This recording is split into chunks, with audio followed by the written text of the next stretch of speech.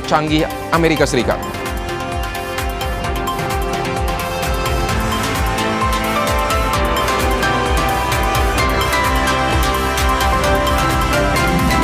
Libur panjang, arus lalu lintas di Simpang Gadok menuju Puncak Sabtu malam dipadati kendaraan wisatawan.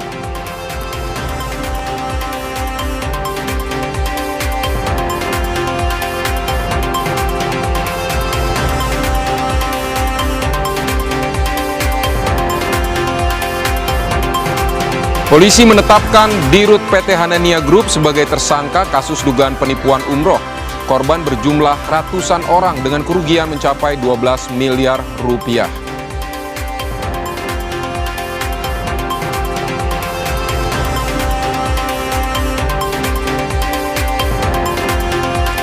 Festival kuliner internasional di kawasan Blok M hadir memanjakan pecinta makanan di Jakarta.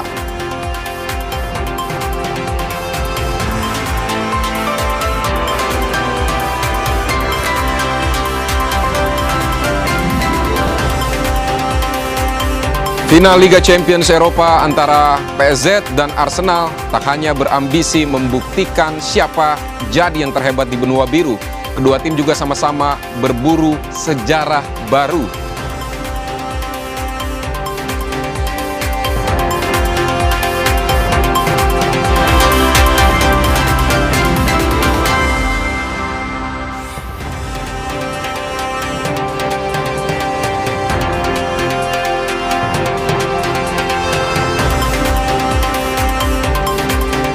Halo, selamat malam saudara, salam sehat selalu, salam jumpa kembali di Kompas Malam, saya Vidi Batlolone. Selain 5 informasi utama tadi, kami juga akan menghadirkan sejumlah informasi penting dan menarik lainnya untuk Anda.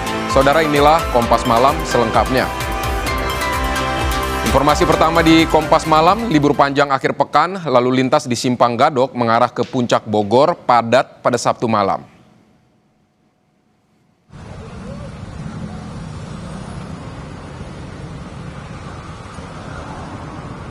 Lebih dari 30.000 kendaraan mengarah ke Puncak Bogor.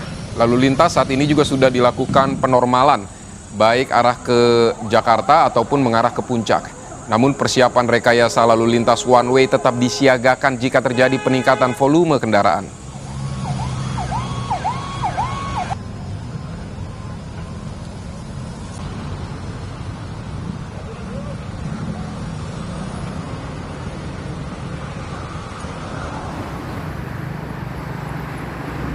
Sementara, saudara, kondisi arus lalu lintas tol Cikampek Sabtu malam ramai lancar. Kendaraan didominasi wisatawan yang menuju Bandung maupun ke arah Jawa Tengah. Mengantisipasi terjadinya kemacetan akibat lonjakan kendaraan secara rutin, polisi melakukan patroli di sepanjang jalan tol Jakarta Cikampek.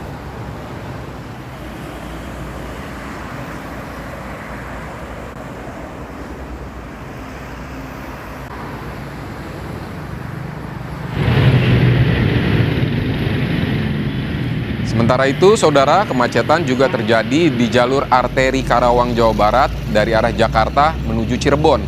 Kendaraan didominasi mobil pemudik dan wisatawan yang memanfaatkan libur panjang akhir pekan. Sejumlah titik persimpangan menjadi simpul kemacetan. Polisi dikerahkan untuk mengurai macet.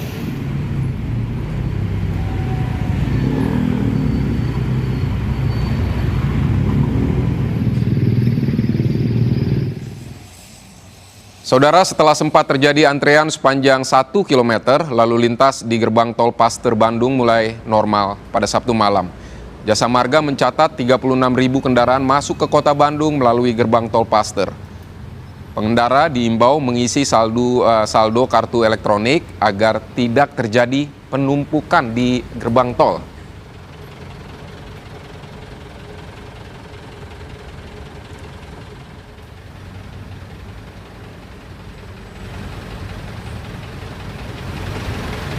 Saudara, kita akan pantau situasi terkini arus lalu lintas di kawasan Simpang Gadok. Sudah ada jurnalis Kompas TV Ariel Wiranata dan juga juru kamera Yogi Syahrevi. Dan juga di gerbang tol Paster Bandung sudah ada Ahmad Fadilah. Kita akan ke Ariel terlebih dahulu. Ariel, selamat malam. Jadi apa masih terjadi kemacetan di sana, Ariel? kepadatan masih terlihat dari jalur simpang puncak, simpang Gadok maksud saya, yang dimana memang kendaraan terpantau ini didominasi dari kendaraan berplat B. Mungkin dapat kami tunjukkan bagaimana situasi saat ini, yang dimana di simpang Gadok saat ini situasi kendaraan masih padat menuju ke arah puncak Bogor. Dan jika kita melihat dari data per pukul 5 sore waktu Indonesia bagian Barat ini sebanyak lebih dari 30.000 kendaraan mengarah ke puncak dari arah Jakarta, yang dimana jika kita melihat dari hari kemarin ini meningkat sebesar 35%, yang dimana dalam hal ini juga untuk rekayasa lalu lintas pada malam hari ini sudah dilakukan normal atau dua arah, sehingga untuk kendaraan bisa mengarah ke puncak dari arah Jakarta ataupun sebaliknya dari arah puncak menuju ke arah Jakarta. Dan selain itu juga untuk kendaraan yang turun dari arah puncak, Vidi, mengarah ke Jakarta ini sebanyak 19.000 kendaraan, yang dimana jika kita melihat dari data kemarin ini meningkat sebesar 5%.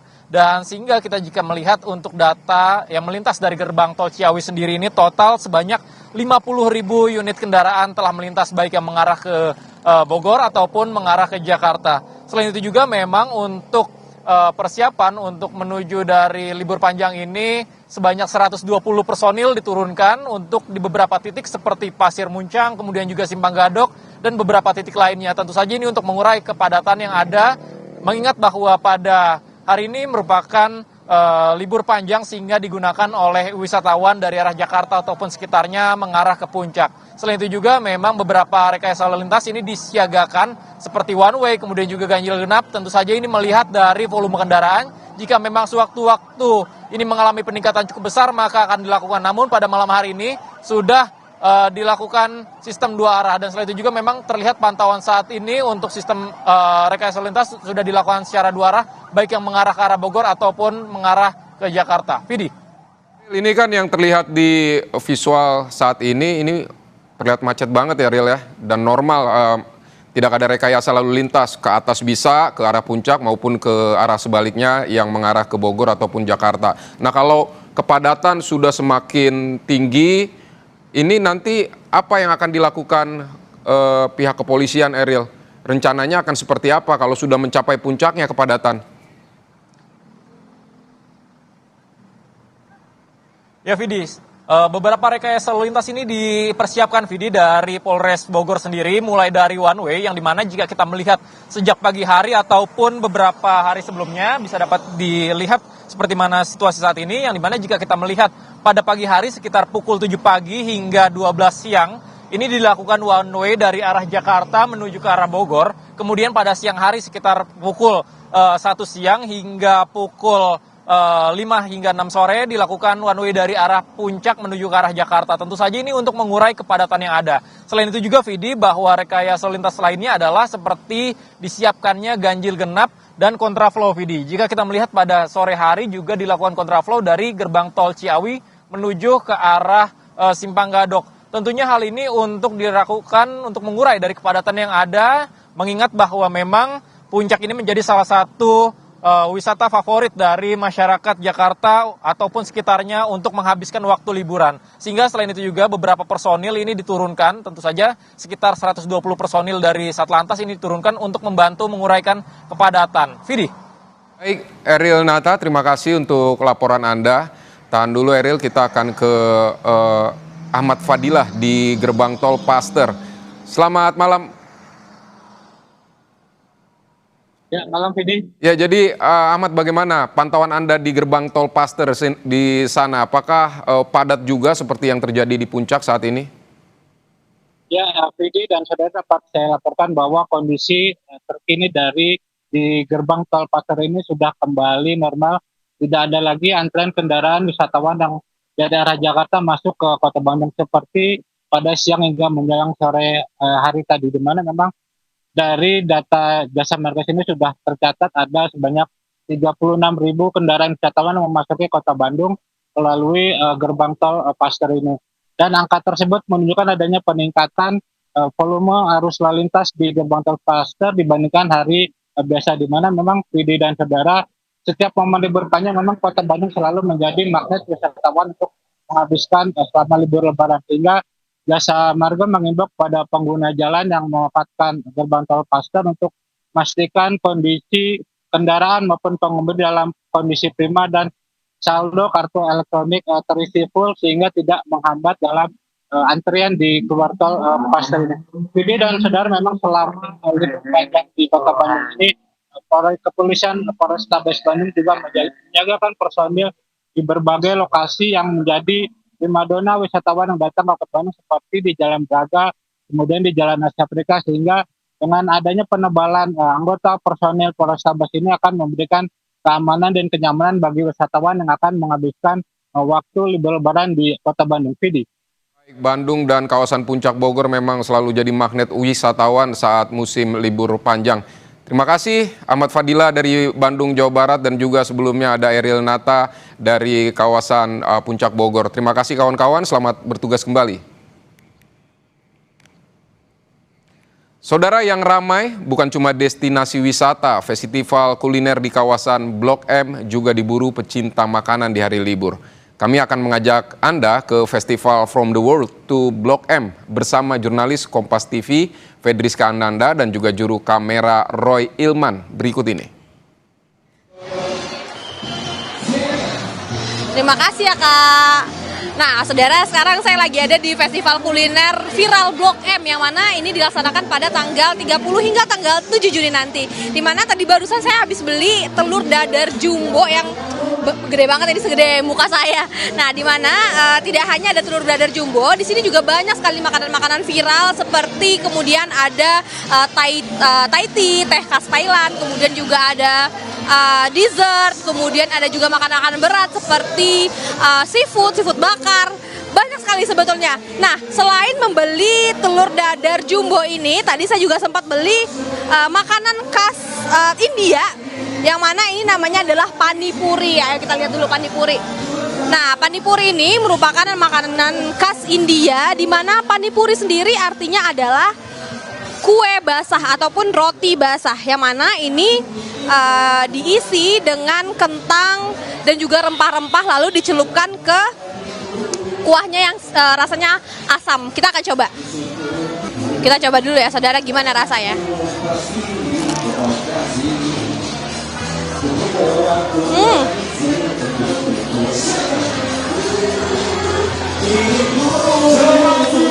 Untuk ukuran orang Indonesia, makanan khas India ini masih bisa diterima ya. Memang ini tidak umum ataupun tidak lazim dimakan sama orang Indonesia, cuman kalau buat saya ini masih acceptable. Dimana di festival kuliner kuliner viral Blok M ini tidak hanya ada makanan Indonesia, tapi juga ada makanan-makanan dari luar negeri yang memang sesuai dengan temanya adalah From the World to Indonesia, di mana kuliner-kuliner yang ada di sini ini beragam sekali. Ada tadi seafood bakar Jimbaran, kemudian ada juga dessert-dessert, dan kemudian ada buah-buahan, rujak, es cendol, dan kemudian untuk dessert saya pilih teh Thailand, Thai tea, yang mana ini rasanya segar dan juga creamy.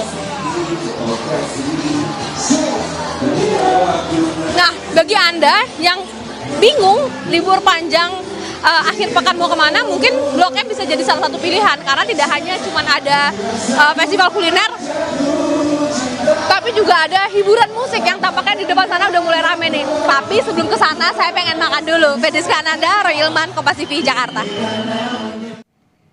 Baik saudara, usai jeda Kompas Malam akan kembali dengan informasi polisi tetapkan Dirut PT Hanania Group sebagai tersangka kasus dugaan penipuan umroh. Korban berjumlah ratusan orang dengan kerugian mencapai 12 miliar rupiah.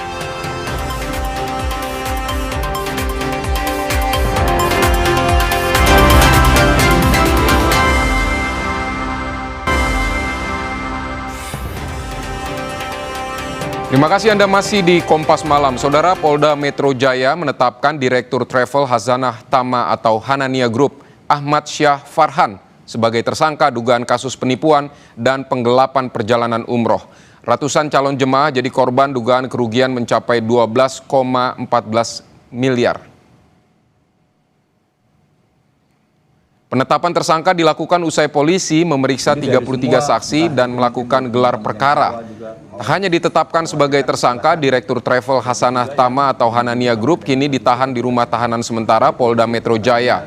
Polda Metro Jaya membuka posko pengaduan korban dugaan penipuan Biro Umroh PT Hasanah Tama Internasional atau Hanania Group. Itu dari semua kita ini menunjuk 2 orang untuk melakukan proses LP.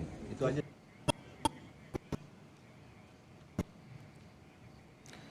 Dalam rilis tertulisnya kepada wartawan, Kabid Humas Polda Metro Jaya, Kombes Budi Hermanto menyebut Travel Hasanah Tama atau Hanania Group ASF sebagai tersangka 29 Mei 2026. Selanjutnya yang bersangkutan dilakukan penahanan di Rumah Tahanan Direktorat Tahanan dan Barang Bukti Polda Metro Jaya.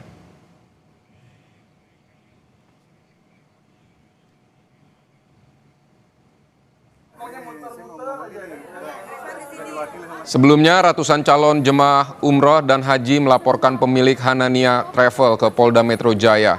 Laporan dilakukan terkait dugaan penipuan dan penipuan dana ibadah umroh dengan total kerugian ditaksir mencapai 12,14 miliar rupiah. Korban dan pemilik Hanania Travel sempat melakukan pertemuan di SPKT Polda Metro Jaya, namun pertemuan berlangsung alot dan tidak menemukan titik terang. Lantaran pihak travel disebut tidak mampu memberikan kepastian keberangkatan maupun pengembalian dana. Saya mau bikin laporan pribadi hari ini. Anda jangan kemana-mana. Saya udah dongkol, Mas. Apalagi yang udah syukuran tuh gimana tuh, maunya gimana tuh. Untuk membahasnya kita sudah bersama Joko Setio Pramuji, perwakilan calon jemaah umroh PT Hanania Travel dan juga Kanit 2 Subdit 1 Kamnek di Reskrimum Polda Metro Jaya Kompol Anak Agung Putra Dwi Payana. Selamat malam Bapak-bapak dengan Vidi di sini. Selamat malam Bang Vidi. Baik, saya ke Pak Joko terlebih dahulu. Jadi Pak Joko, sudah berapa korban yang Anda wakili melapor atau seperti apa, bisa Anda jelaskan? Ya, terima kasih Mas. Sebenarnya yang saya wakili ketika kami hadir di Polda itu sebanyak 126 orang ya. Jadi atas kesempatan kami di Polda, kami menunjuk 2 orang perwakilan, salah satunya adalah kami. Adalah saya untuk mewakilkan membuat laporan LP terhadap saudara Farhan. Baik, ini ceritanya seperti apa Pak? Bagaimana bisa tertipu Pak? Ya, jadi kronologinya memang sebelumnya sudah beredar pemberitaan mengenai teman-teman jamaah yang berangkat di Syawal, itu gagal berangkat, dan juga sudah ada pertemuan mediasi bahkan sampai skalanya di Kementerian Haji. Hanya saja ini Hanania secara gerilya dengan adminnya tetap melakukan approach kepada kami para jamaah dan memastikan bahwa bahkan ada statement pertemuan dari direkturnya saudara Farhan bahwa teman-teman jamaah haji pemberangkatan Juni, Juli, Agustus, September, bahkan Oktober itu tidak bermasalah dan dipastikan dapat berangkat. Jadi atas dasar itu melalui adminnya kami di-approach untuk melakukan pelunasan. Setelah kami melakukan pelunasan, adminnya menghilang, tidak ada komunikasi lagi. Sehingga puncaknya kami siang lalu ada pertemuan, kami kurang lebih 200 jamaah berdialog dengan saudara Farhan di kantornya. Itu juga salah satu hal yang mengejutkan. Salah satu statementnya adalah dia Hanania tidak mampu memberatkan teman-teman jamaah yang notabene berangkat di Juni-Juli gitu. Dan atas dasar itu akhirnya kesepakatan jamaah yang ada hadir di situ kami bawa ke Polda dan akhirnya kita buat LP. Begitu Mas. Baik, jadi yang terakhir yang dijanjikan oleh pihak Hanania ini seperti apa? Ya, sebenarnya mereka memastikan itu bisa berangkat ya. Jadi saya pribadi saya pemberangkatan pelunasan 20 Mei. Jadi sebelum saya pelunasan saya pastikan memang mereka memastikan bahwa akan berangkat, sudah bahkan ada kesepakatan bahwa teman-teman Juni-Juli akan berangkat dan juga kepastian isu hotel yang mereka garansikan lah ke kami, sehingga akhirnya kami tetap melakukan pelunasan gitu. Tapi faktanya seperti kita tahu, untung ada pertemuan kami selalu sehingga terungkap, akhirnya kita sudah merasa tertipu gitu ya, Saudara Farhan juga tidak bisa memberikan statement atau komitmen pemberangkatan. Akhirnya kita bawa ke Polda. Di Polda pun sebenarnya sempat masih ada diskusi bagaimana kita berupaya tetap untuk musyawarah gitu sebelum kita membuat LP. Tapi lagi-lagi pada saat di Polda pun Saudara Farhan juga tidak bisa memberikan garansi lah atas baik refund maupun reschedule gitu, Mas. Baik, jadi saya ke Pak Agung. Pak Agung, jadi yang polisi temukan bukti-buktinya sejauh ini seperti apa, Pak? Mohon izin, Bang. Jadi untuk terkait dengan laporan yang diadukan Pak Joko, di mana yang terlapornya atas nama ASF, itu alat bukti yang kami temukan bahwa itu ditemukan berupa keterangan saksi-saksi, surat, termasuk barang bukti, dan bukti-bukti lainnya yang mendukung dalam proses penyidikan, sehingga dalam tahap penyidikan ini untuk terlapor atas nama ASF sudah kami tetapkan sebagai tersangka pada tanggal 29 Mei dan hari ini berdasarkan surat penahanan tanggal 30 Mei. Mungkin demikian, Bang. Baik, Pak Agung, upaya-upaya apa saja yang sudah dilakukan? Misalnya apakah ada pemblokiran rekening dari manajemen? Mohon izin untuk Bang, untuk terkait dengan upaya yang telah kami lakukan. Jadi upaya penyidikan yang kami lakukan berupa pemeriksaan saksi-saksi, terus pengumpulan alat bukti, termasuk melaksanakan gelar perkara. Untuk tindak lanjut ke depan, ya mungkin dalam proses penyidikan ke depan, ya dimungkinkan untuk lanjut rencana pemeriksaan perbankan, termasuk nanti pemeriksaan ahli untuk melengkapi berkas perkara yang kami tangani terkait dengan laporan Pak Joko dugaan penipuan dan penggelapan terkait dengan travel umroh. Mungkin begitu, Bang. Tapi berarti belum ada upaya pemblokiran atau dokumen rekening dari pihak Hanania atau seperti apa? Mohon izin, Bang, untuk terkait dengan pemblokiran untuk sementara karena mengingat jadwal hari yang mepet, Bang, karena untuk perbankan ya dimungkinkan kan mungkin minggu depan karena ini jadwalnya Sabtu Minggu dari pihak perbankan masih kondisi tutup, Bang. Jadi kan kami akan mengajukan bersurat secara formal di jam kerja di hari dinas ya di mungkinan terlaksana di hari tanggal 2 Juni, Bang. Nanti akan berprogres terkait dengan koordinasi ke pihak perbankan sesuai dengan rekening dari transfer travel umroh tersebut, Bang. Baik, Pak Agung, kalau dari hasil pemeriksaan sementara, ini uangnya kemana, Pak? Mohon izin, Bang, untuk pemeriksaan sementara dari keterangan terduga pelaku itu digunakan untuk fasilitas kegiatan dari operasional perusahaan, Bang. Baik. Secara detailnya kami masih proses penyidikan, Bang. Untuk spesifiknya mungkin nanti akan diinformasikan lebih lanjut. Kalau berdasarkan keterangan data yang dokumen yang digunakan oleh yang bersangkutan, yang disampaikan ke penyidik itu digunakan sebagai untuk operasional perusahaan, Bang. Namun demikian masih harus didalami kembali karena dalam proses penyidikan ada fakta-fakta yang harus perlu digali kembali, Bang. Baik, berarti belum ada dugaan uangnya dialihkan kemana begitu, Pak, untuk kegiatan apa atau seperti itu belum ada ya, Pak ya? Untuk dugaan terkait dengan dialihkan, Bang, sementara proses penyidikan masih berlangsung. Ya kami belum bisa memberikan informasi lebih lanjut karena masih proses penyidikan, Bang. Karena dari pihak perbankan juga baru kami akan ambil keterangan di hari Senin, Bang, hari Selasa, Bang, di tanggal 2. Jadi nanti akan kami informasikan lebih lanjut Bang di proses perkembangan penyidikan selanjutnya Bang. Baik, kita ke Pak Joko lagi. Pak Joko, ini kan sebenarnya Hanania Group ini udah dari tahun 2019 begitu udah memulai aktivitasnya untuk memberangkatkan travel atau kegiatan umroh. Nah, berarti pelaporannya sudah adakah yang melaporkan penipuan sejak lama atau memang baru tahun ini saja, Pak?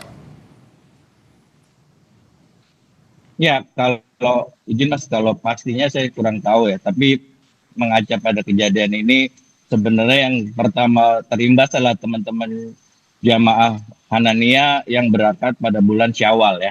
Teman-teman berangkat yang bulan Syawal itu kurang lebih 1.200 sampai 1.300 orang sudah bermediasi, tapi juga tidak ada titik temu dan mereka juga tidak ada laporan ke Polda. Pada saat kami jamaah di Juni-Juli sampai dengan Agustus, September, Oktober, ketika kita deadlock kita langsung buat laporan. Itu juga sebenarnya langkah kami yang kami juga syukuri. Artinya apa? Artinya kita menjaga teman-teman jamaah lain yang belum melakukan pelunasan atau jamaah-jamaah baru yang memang dilakukan personal approach oleh admin Hanania untuk membayar bahkan mendaftar. Jadi emang positifnya adalah menurut kami ketika kami kemarin bikin LP dan ini terblow up, akhirnya jamaah-jamaah yang baru DP bahkan jamaah-jamaah yang mau mendaftar akhirnya benar-benar tidak melakukan itu. Bayangkan jika kita tidak membuat LP dan ini tidak terblow up gitu ya sama sosial media. Gambaran utamanya teman-teman yang di Syawal kan juga dilakukan pendekatan. Jadi konsepnya kami semua Juni, Juli sampai dengan Oktober membayar lunas, uang itu digunakan buat teman-teman yang reschedule pada bulan Syawal. Itu yang memang terjadi. Dan saya sedikit update mungkin ya. Tadi di awal pemberitaan itu jumlahnya ratusan. Sekarang update di grup, itu di luar teman-teman bulan Syawal, kami di Juni sampai dengan Oktober, saya belum berani bilang pastinya, tapi saya bisa pastikan itu lebih dari 1.000, Bang.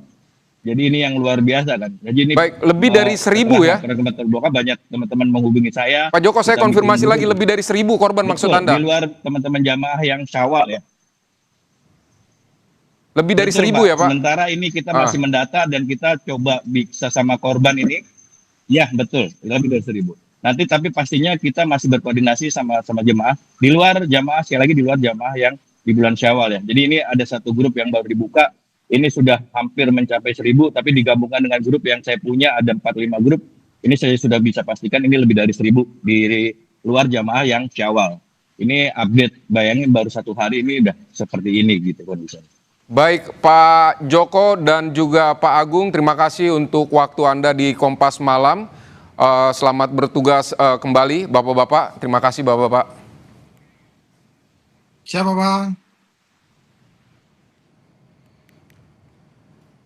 Saudara, kita ke informasi lainnya. Seorang WNA asal Korea Selatan ditemukan tewas di rumahnya di Kabupaten Bekasi, Jawa Barat. Penyebab pasti kematian korban masih dalam penyelidikan. Garis polisi masih terpasang di bagian depan rumah warga negara Korea Selatan di Kabupaten Bekasi, Jawa Barat yang ditemukan tewas Rabu lalu. Suasana di sekitar lokasi kejadian terlihat sepi. Jasad korban pertama kali ditemukan tak bernyawa oleh anaknya di ruang makan dalam kondisi tertelungkup. Polisi yang datang ke lokasi langsung melakukan olah TKP. Rekaman CCTV yang ada di sekitar lokasi diperiksa, sejumlah saksi dimintai keterangan. Kami kutip dari Kompas.com, Kapolsek Tambun Selatan Kompol Wuryanti mengatakan, di tubuh korban ditemukan ada luka, diduga benda tumpul dan tajam, namun masih harus diteliti kembali apakah luka tersebut yang mengakibatkan kematian atau bukan. Sementara itu karyawan menyebut korban menempati rumah bersama anaknya dan sudah 17 tahun tinggal di Indonesia. Telepon hari Rabu sore sekitar jam 4:30 berapa itu, kalau ditelepon ternyata yang punya rumah meninggal dunia gitu kan. Setahu saya kan penyakit jantung, ternyata ya tidak wajar. Ternyata ada pembunuhan, tusukan. Orangnya sih tertutup gitu, jarang bergaul dengan orang, jarang keluar juga. Cuma kalau pas ada apa-apa pasti manggil saya gitu. Guna mengungkap kematian korban, polisi telah memeriksa 6 orang saksi. Sedangkan untuk kepentingan penyelidikan, jenazah telah dibawa ke Rumah Sakit Polri Kramat Jati untuk diotopsi. Alexander Blegur, Kompas TV Bekasi, Jawa Barat.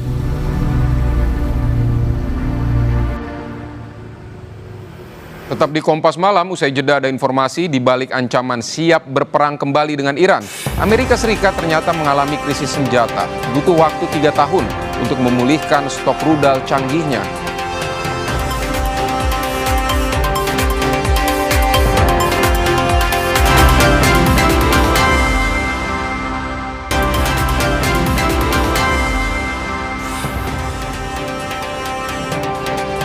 Anda kembali di Kompas Malam. Saudara, di tengah panasnya perang Iran dan Amerika Serikat Israel, serta ketegangan Rusia-Ukraina, militer Rusia unjuk kekuatan tempur dalam parade militer di Yerevan, Armenia.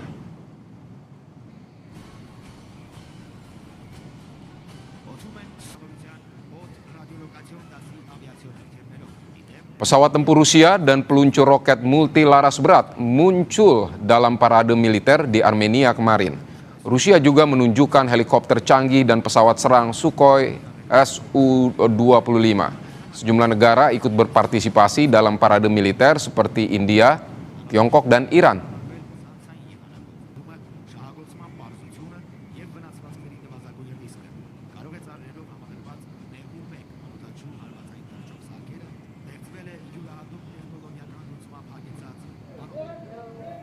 Sementara itu, Menteri Perang Amerika Serikat Pete Hegseth berlatih fisik bersama prajurit kapal USS Boxer di Singapura.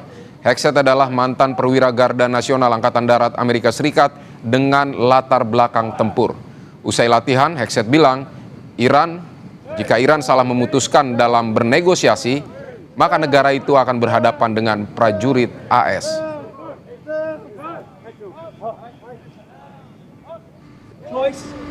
Meet at the table with the president and give up their nuclear program.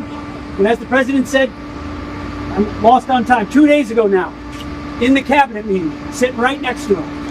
He looks in the camera and says, well, Iran can either do it the right way, with a deal across the table, or they can deal with my guy on the left. That happened to be me. But it's not me, it's you guys. Di balik klaim ancaman siap berperang kembali dengan Iran, Amerika Serikat ternyata dihantui krisis menipisnya persediaan senjata. Tak hanya itu, AS juga dihantam oleh fakta kesiapan alutsista Teheran yang tercatat masih memiliki sejumlah kekuatan militer mematikan yang siaga di garis depan.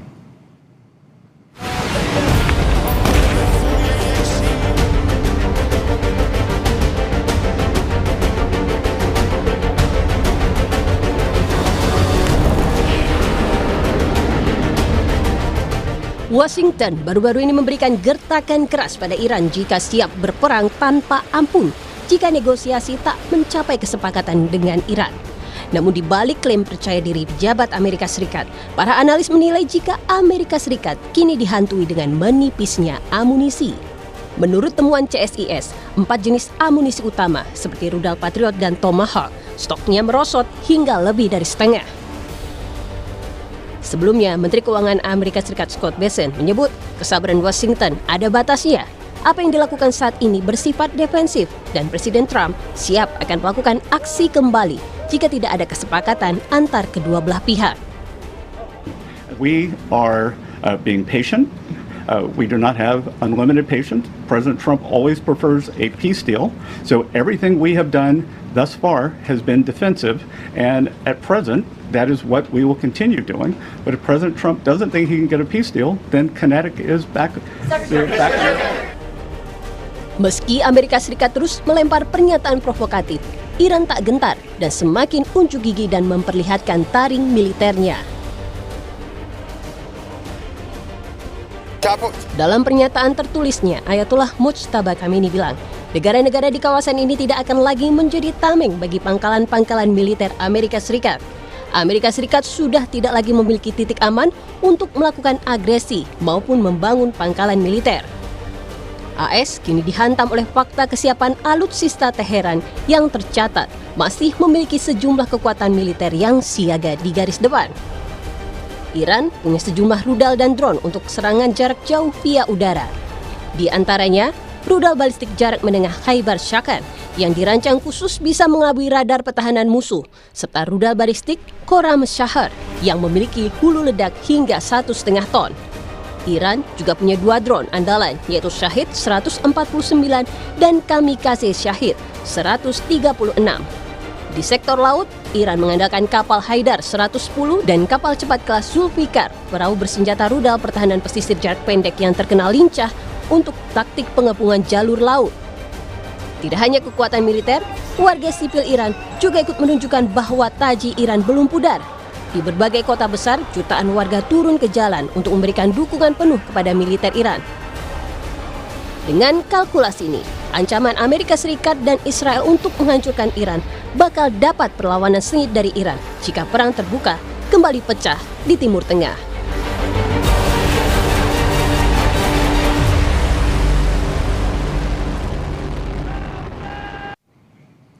Saudara, Timnas Indonesia terus menjalani persiapan menuju Piala AFF 2026 pada 24 Juli hingga 26 Agustus mendatang. Latihan juga bagian persiapan jelang FIFA Matchday menghadapi Oman dan Mozambik. Hari ini, pemain Timnas berlatih tanding pada pemusatan latihan di Stadion Madia Senayan. 3 pemain seperti Luke Vickery, Mitchell Baker, dan Matthew Baker mengikuti sesi latihan.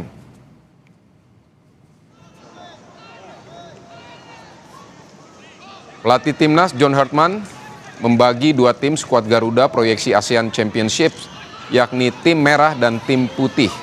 Latihan ini turut dihadiri sekolah sepak bola dan Asprof PSSI, memberikan suntikan semangat di internal game ini.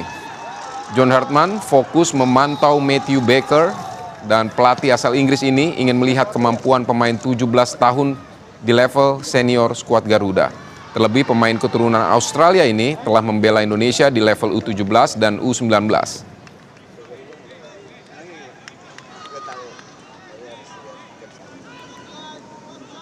So, you know, Matthew Baker is a young, exciting prospect. Part of our strategies is the acceleration strategy. What I learned is you see a player with that potential, it's important to springboard his career quickly, because the window to move a player from maybe the A-League to Tier 1 and Tier 2 in Europe is very short. If a player has the opportunity internationally, they get more chance to be seen, and they step up quickly. So I had this with Jonathan David in Canada. Saudara, kami akhiri Kompas Malam sampai di sini. Perbarui terus informasi Anda di Kompas TV dengan 3 botol air mineral 700 ml yang setara dengan 2 liter air untuk 1 hari penuh kesejukan. Saya Vidi Batlolone, pamit, sampai jumpa.